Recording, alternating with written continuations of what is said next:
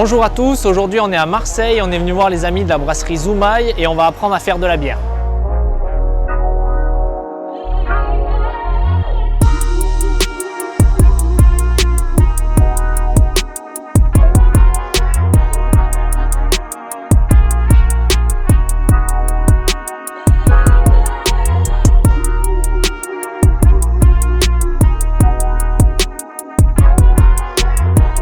Bonjour, bienvenue à Zoumaï.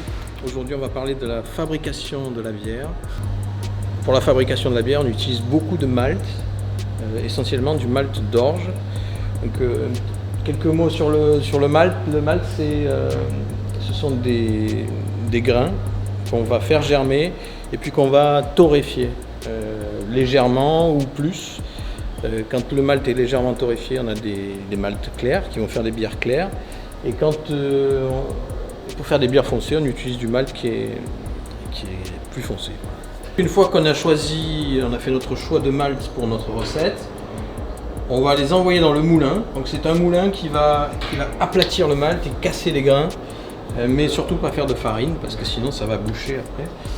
Donc le moulin envoie le malt aplati, écrasé, concassé on dit. Dans cette partie, donc c'est dans cette cuve qui est la cuve d'empâtage. Ici, on mélange avec de l'eau chaude et on laisse macérer pendant 1 heure. Et une réaction va se produire, une réaction enzymatique qui va permettre de casser les molécules d'amidon et de les transformer en sucre. Parce que, en fait, la bière, c'est du sucre fermenté. Et donc, dans cette cuve, on va faire bouillir le mou. Ça s'appelle le mou, c'est pas encore de la bière. On va faire bouillir le mou pendant 1 heure et on va rajouter du houblon.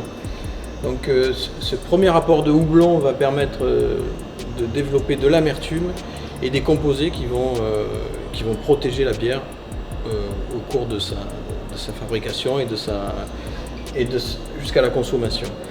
Donc, après l'ébullition, on va faire le transfert du mou vers les fermenteurs, mais avant ça, on va refroidir brutalement le mou pour faire flocculer toutes les protéines et clarifier le mou.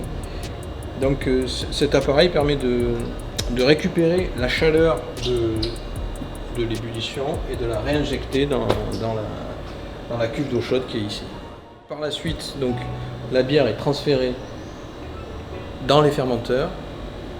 Elle va y rester à peu près 1 mois. On a transféré le jus sucré de céréales dans le fermenteur et à ce stade, c'est pas encore de la bière. Il faut rajouter de la levure qui va transformer le sucre en alcool et en CO2. Voilà. Ici, donc, on a une bière qui commence à fermenter, qui a fermenté depuis quelques jours et on a un dégagement de CO2 voilà, qui est un signe de la fermentation en cours. La première phase de la fermentation est très tumultueuse, d'ailleurs elle s'appelle la tumultueuse. Les levures vont se développer fortement et dégrader le sucre en alcool.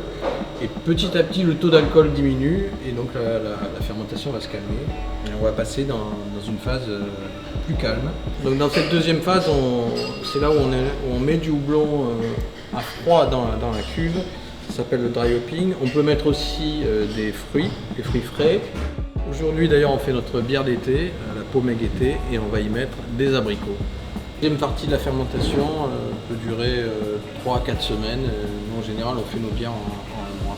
Après la fermentation, donc, on va conditionner la bière. Donc, il y a plusieurs manières de la conditionner. Nous on fait des canettes ou des bouteilles de 33 et des bouteilles de 75. Donc on utilise une embouteilleuse. En temps normal on produit 120 hectos par mois.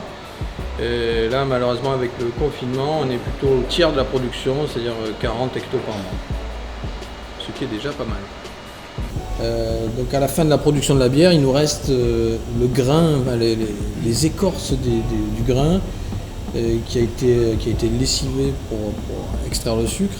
Ça s'appelle les drèches. Donc on a quelques fermes qui nous récupèrent ça, parce qu'on en fait presque 1 tonne par semaine quand même. C'est un aliment en complément qui est excellent.